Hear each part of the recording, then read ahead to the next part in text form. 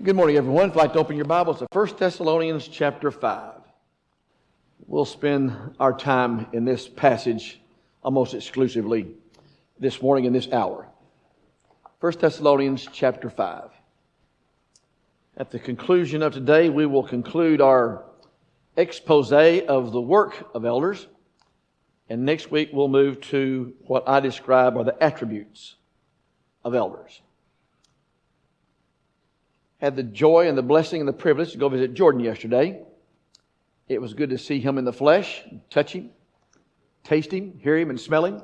Well, I heard him and smelt him and touched him. I didn't taste him, so. But it was good to see him be doing good. And Jordan, we miss you, buddy, and pray God's speed. You get better and you can be back amongst us soon. I know Holly's taking good care of you. So I know he's watching this morning.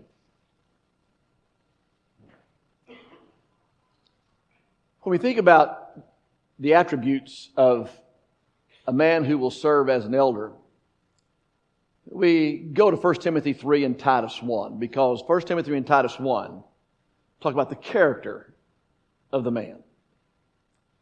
With but one or two exceptions in that is exclusive to what 1 Timothy 3 and Titus 1 are talking about. But with the exception of able to teach and hold fast the word, 1 Timothy 3 and Titus 1 don't talk about the work of the man. They describe the character. It may be that a man has the character, but not able to do the work. And so we need to understand something about the work of the man, not just the attributes or the character of the man. In 1 Thessalonians chapter 5, 1 Thessalonians chapter 5, I think is a very good description of what we're talking about. Now, I will acknowledge in 1 Thessalonians chapter 5, the word elder, shepherd, or bishop is not mentioned there. It will say, esteem those very highly who are over you. He says, and we urge you, brethren, to recognize those who labor among you and are over you in the Lord, and to esteem them very highly in love for the work's sake. This is the idea of over you. That's the idea of bishop we're talking about there, an overlooker, an onlooker. And so it does, while it doesn't have the term there, it does contain part of the concept that's there. And so I acknowledge that the term isn't there, but the concept and the thought at least is there. And so I want to approach it from that standpoint with regard to what we're talking about this morning. When we think about this passage, we begin, as I just read in verse 12, we urge you, brethren, to recognize those who labor among you and are over you in the Lord and admonish you. We'll pause for just a moment and talk about this word admonish. This word admonish is a multi-defined word. It is to indicate responsibility or duty. For example, an application. Would it be the responsibility and or duty of a man who is going to serve in the role we're talking about, if someone had been missing assemblies, to call and try to encourage them to begin to attend more regularly? And if that call took place, would the person receiving the call be upset because an elder called them? And so the idea of admonish is a call to responsibility or to duty. And so if there's a responsibility or a duty to watch over the flock, and the watching has to do with a missing of something significant, then should that person be upset that a call is given to indicate responsibility and duty? Another application, another definition of the word admonish is the idea of doing warmly and solicitously, very, very gently, expression of disapproval. If a member of the flock were to receive a phone call or a visit or a conversation from one who is over you with regard to the manner of life in which one is engaged, and a gentle expression of disapproval for that and showing why that manner of life is wrong, Should one be upset that call to duty expressed warmly and gently, that they're called relative to that, exhorted relative to that? And then you have another definition which has to do with that which is friendly, encouraged. Not all the time does a person need a correction. Sometimes a person just needs being lifted up, just needs encouragement.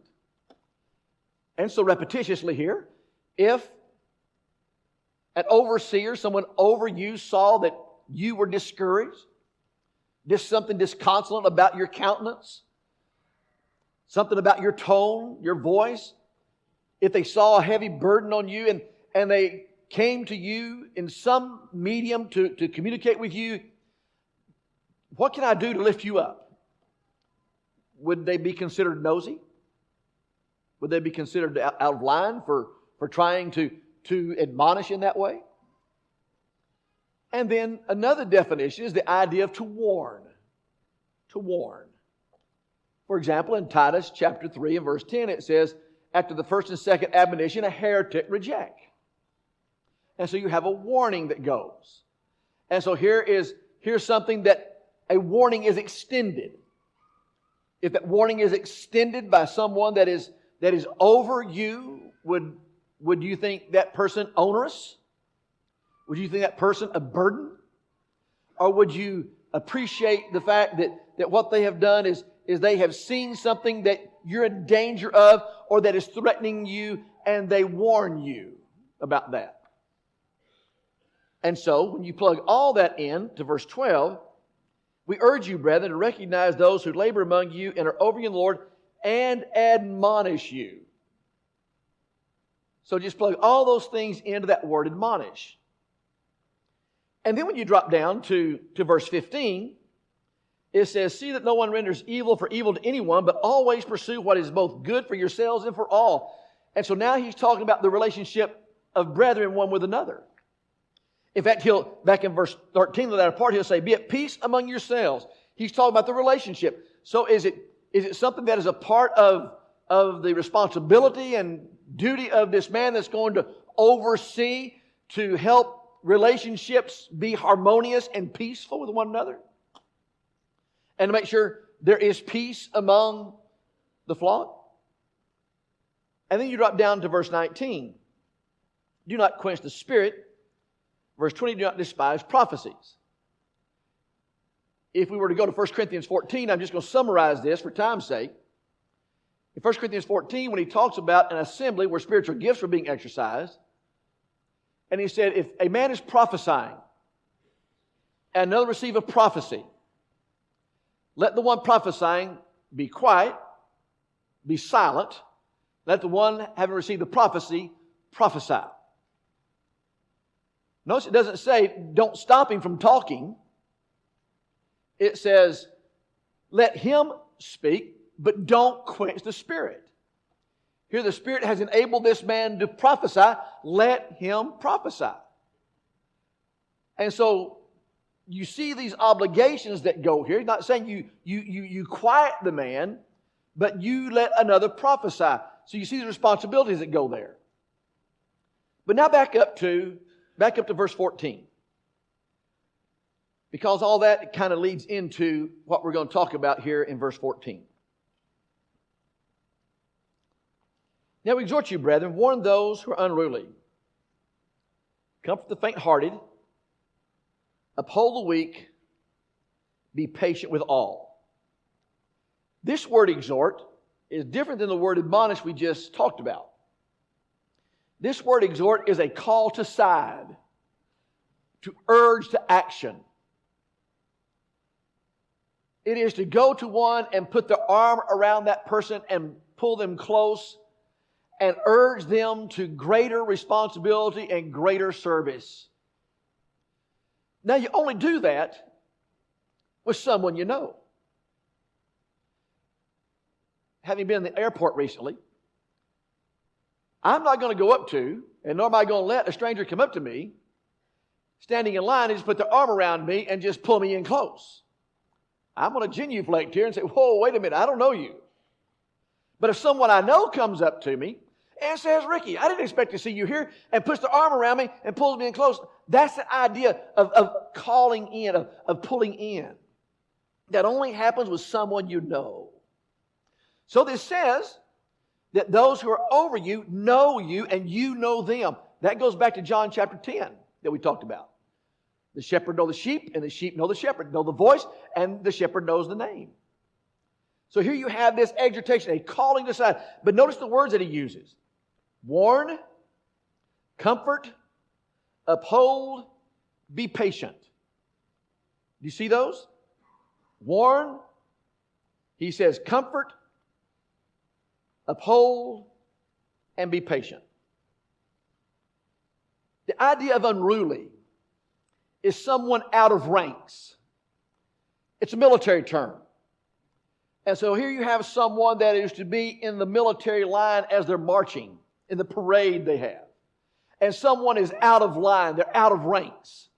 And so he says, you warn those who are out of ranks, is the idea. And then we'll talk about uphold the weak. We tried to explain last Sunday in Acts chapter 20, when he says, more blessed to give than to receive, is how a shepherd helps those who are weak. And the weak there doesn't mean impoverished financially. I mean, here is someone who may be weak in faith, maybe weak spiritually, may just be weak in heart. And so he says, you uphold the weak. Because why? It's more blessed to give than to receive. And then he will say, comfort the faint-hearted. Maybe your translation has the word feeble-minded. That is a corresponding or synonymous expression there. Faint-hearted, feeble-minded. When you go look that word up in the Webster's Dictionary, it has a little different definition than what we're talking about here. When you talk about feeble-minded in the dictionary, it talks about someone whose intelligence is lacking. Someone who is mentally handicapped and is not able to fully function because they're mentally handicapped. But that's not what he's talking about here. He's not talking about comfort those who are mentally handicapped. He said, you comfort those who are feebly minded. So let's look at some passages here that talk about that. You can put your marker there or your finger there, and we're going to look at some other passages just briefly. Numbers chapter 21. Numbers chapter 21.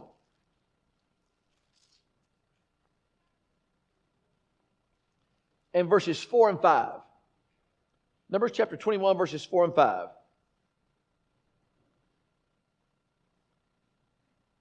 Then they learned from Mount Hor. Then they journeyed from Mount Hor by the way of the Red Sea to go around the land of Edom. And the soul of the people became very discouraged on the way. And the people spoke against Moses, against God and Moses. Why have you brought us up out of Egypt to die in the wilderness? For there's no food and no water, and our soul loathes this worthless bread. Did you see it says, and the soul of the people became very discouraged. That's our word we're talking about. They became very feeble-minded. Why did they become very feeble-minded? Because they're without something. When do we begin to grumble and complain? Do we begin to grumble and complain when our plate is full? When our clothes fit us right? When the wind is blowing at our back? When everything financially wraps up? I mean, at the end of the month, you got more finances than when you began, as opposed to having 10 cents left at the first of the month. You got more money than you have money. When do we begin to grumble and complain?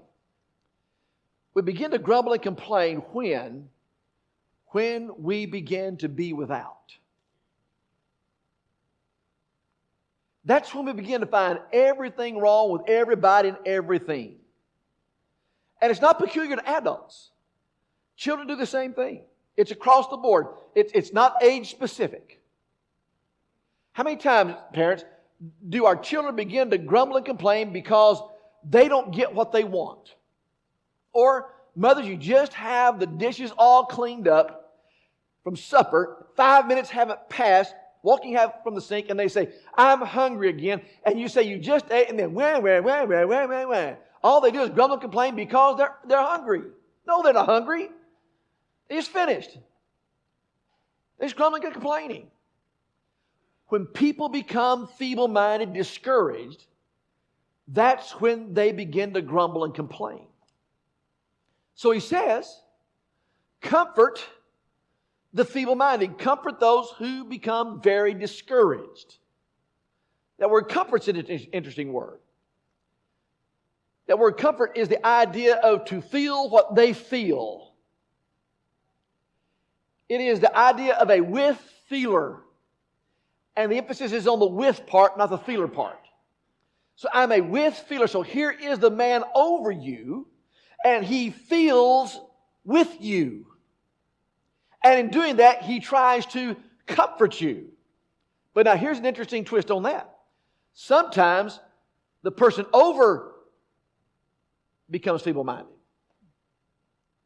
Sometimes the shepherd, the elder, the bishop becomes feeble-minded, and that's when he needs his fellows on the team to also comfort him.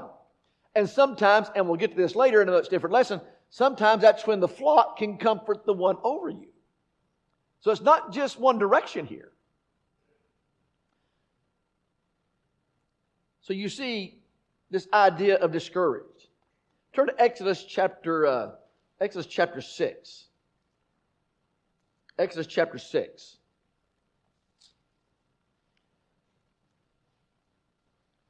And look at verse 9. A little different expression, same concept. So Moses spoke to the children of Israel, but they did not heed Moses because of the anguish of spirit and cruel bondage.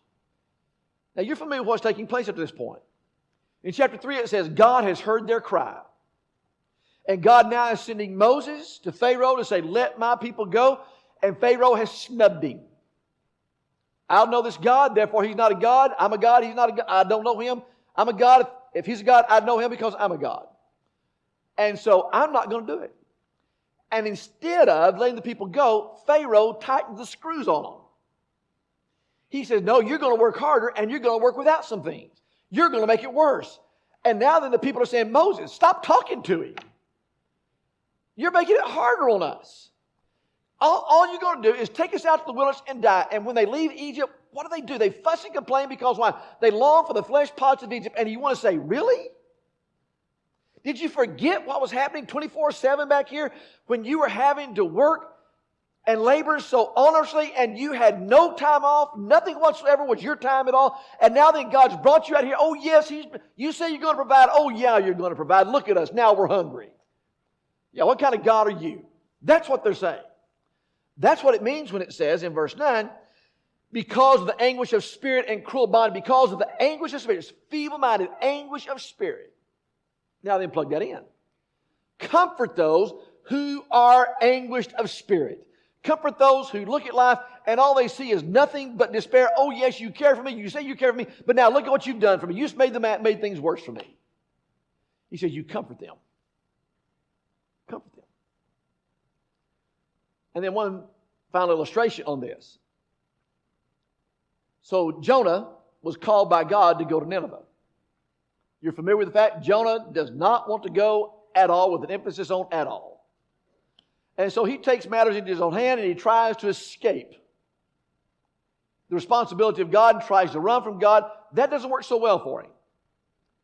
He turns things around and he goes to Nineveh and he preaches, and of all things, the most unexpected thing happened, and that is the Ninevites repented at the preaching of Jonah, and Jonah said to God, I knew that's what you were going to do. I knew when I went and preached, these people would repent. I knew you'd change your mind about destroying them. I knew that's what you were going to do. When you sent me, I knew that's what was going to happen. And so Jonah's sitting out in the hot sun, and God causes a plant to come over him and to offer him shade, but then a worm comes and eats the gourd of the plant, and now the shade's gone, and the only thing Jonah can fuss about is the worm ate the plant, and now he's got the heat, instead of rejoicing over the fact that these Ninevites have been saved.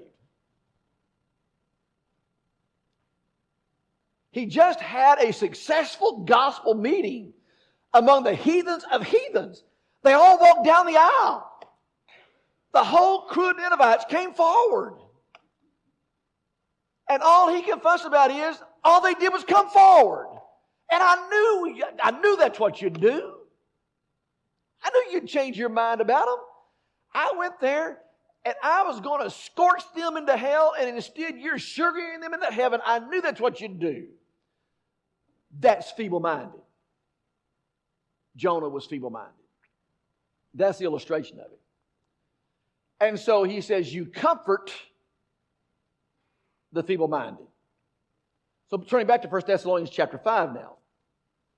Put this together. There are those who are going to be over you, and they're going to admonish you. They're going to call to responsibility or duty. They're going to warn in sometimes a sharp way, sometimes a gentle way, sometimes a friendly way.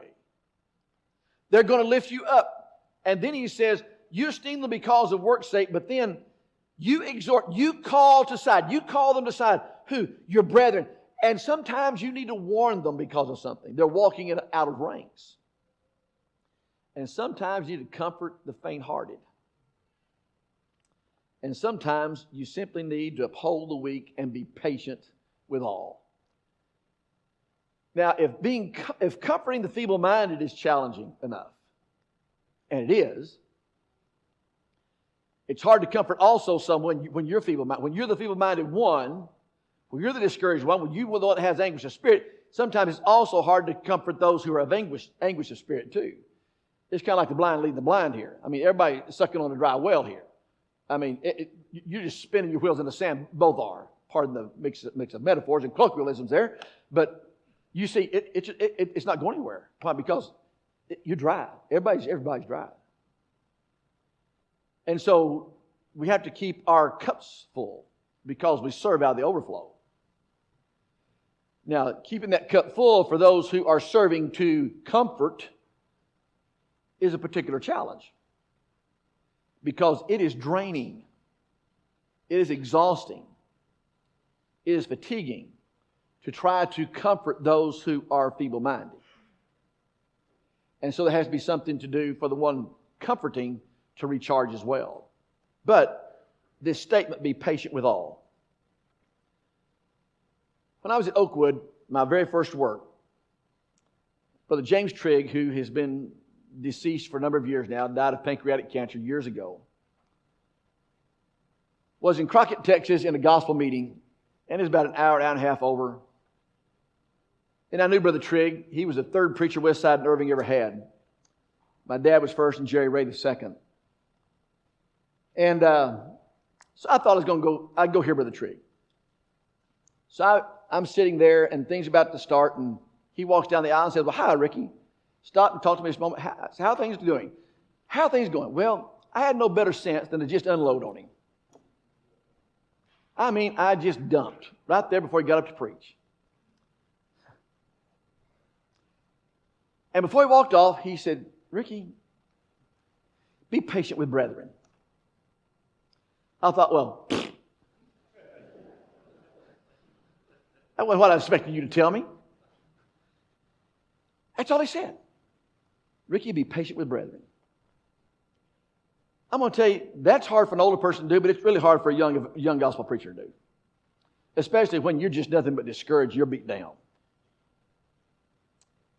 But I've always remembered those words of Brother Trigg. I mean, that was back in 1979. I've always remembered those words of Brother Trigg. And those words of Brother Trigg are absolutely true. You have to be patient with all while you're warning them, while you are comforting them, and while you're upholding them. I'm not saying that the person who serves in the role we're talking about never has a moment or moments of exasperation. You do. But nobody else can know it. Because you can never spew that exasperation over on those you're trying to comfort and uphold and warn. And that goes into some of the attributes we'll talk about later, and that is self-control. Being patient with all who will malign you like they did Moses, who will complain about what you do, like Moses and the Lord, who will sometimes hurt you, who will sometimes accuse you. Be patient with all. That may be the most challenging thing of all of 1 Thessalonians chapter 5 and verse 14. The word patient here is probably more akin to the word long-suffering. There are two words we call long-suffering and patient. The word patient has to do with bearing up under some burden. There's some heavy weight that's pressing down upon you. There's some circumstance, there's some trial that's pressing down upon you. The word long-suffering has to do with holding out long in the face of offense without retaliation. So here's a person that in some way has spoken against you or insulted you in some way, has spoken sharply against you, and instead of responding sharply right back, he says you hold out long in the face of opposition before you retaliate. The word long-suffering is a very picturesque word. It's a word that means long on nose. Now, we may not appreciate that a lot, especially if you have a pudgy nose. Translate that long on breath. Have you ever seen anyone just violently angry? And how do they breathe? It's fast, pulsating breaths, like a horse that just finished running the Kentucky Derby. And the blast is strong. Now, what he's saying here is, in being patient with all, is sometimes you just have to take a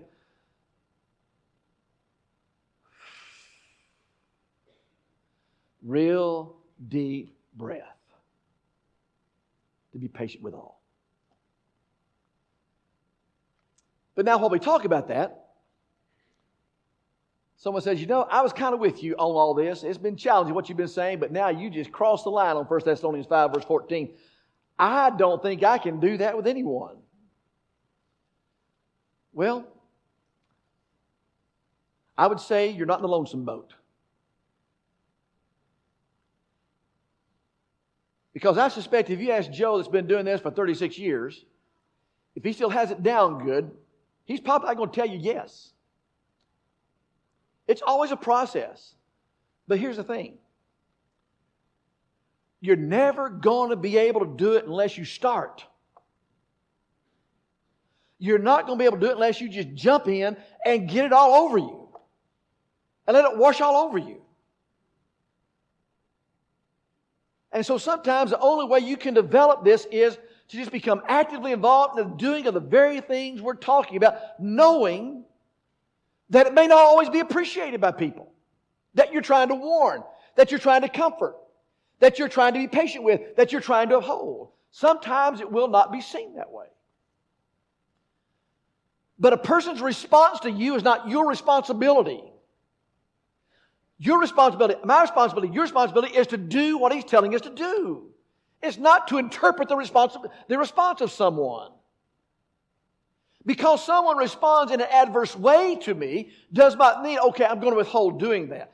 It takes patience and it takes a willingness to stick your neck out on the line. But understand when you do that.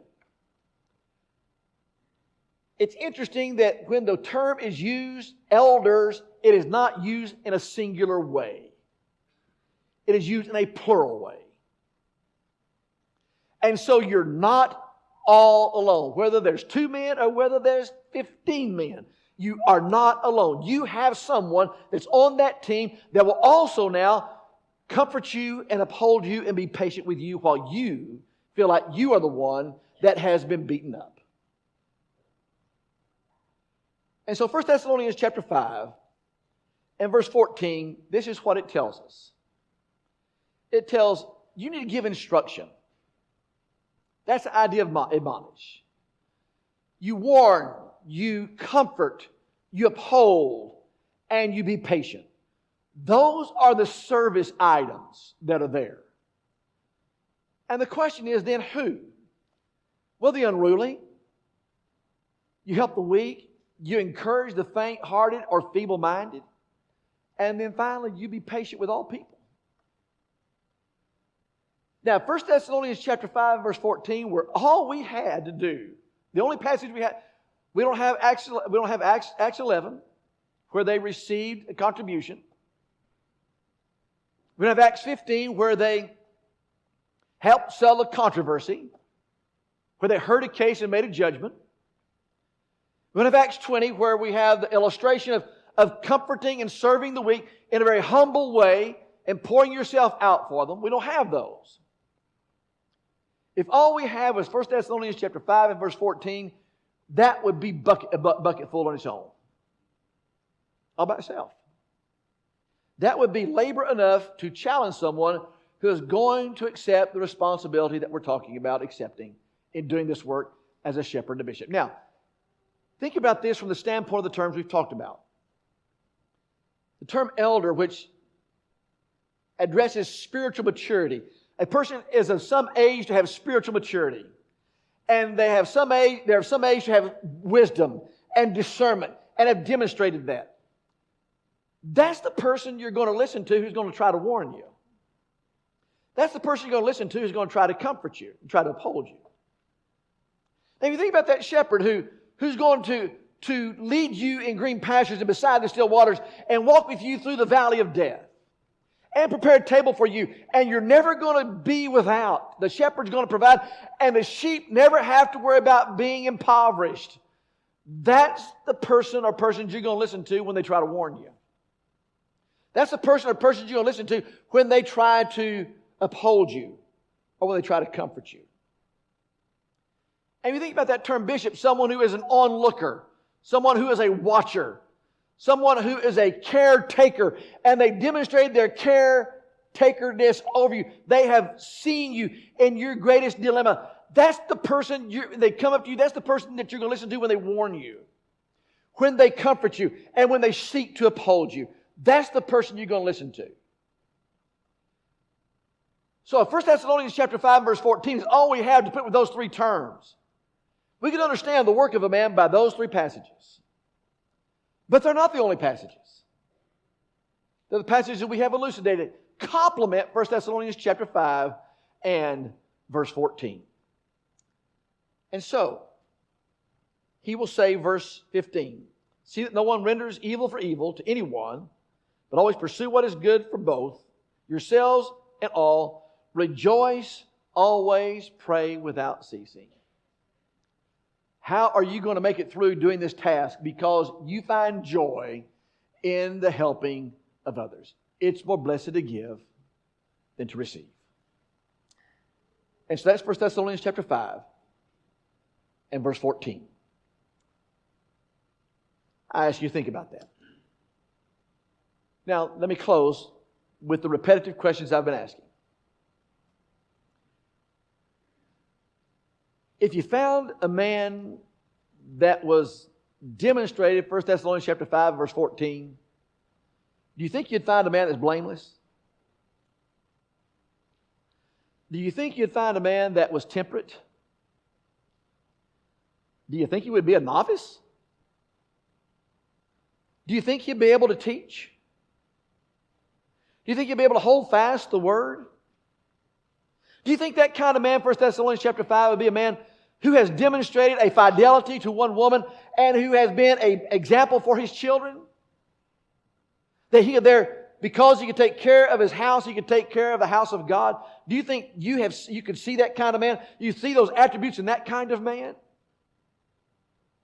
Do you think you would find a man that's quarrelsome in 1 Thessalonians chapter 5, verse 14? Do you think you'd find a man given to wine in 1 Thessalonians chapter 5, verse 14? Do you think you'd find a man that's sober-minded in 1 Thessalonians chapter 5, verse 14? When you find the man in 1 Thessalonians chapter 5, verse 14, you have found the man with the character of 1 Timothy 3 and Titus chapter 1. Now the question is, will he do the work? That's the other side of it. Do you see how these things complement each other? How these things weave together for us to paint a picture. Well, thank you for listening. I ask you to consider that, and we'll talk about some further passages in the next hour at 10:50. Thank you. We're going to have a song and a word of prayer. Thanks. Thank you for connecting with us this morning. We're so thankful that you were able to do that. If you have questions, we'd love to have the opportunity to talk to you. You can contact us at www.thebibleway.com or questions@thebibleway.com. Questions@thebibleway.com. We'd love to have you in person. Come if you can, but thank you for connecting with us.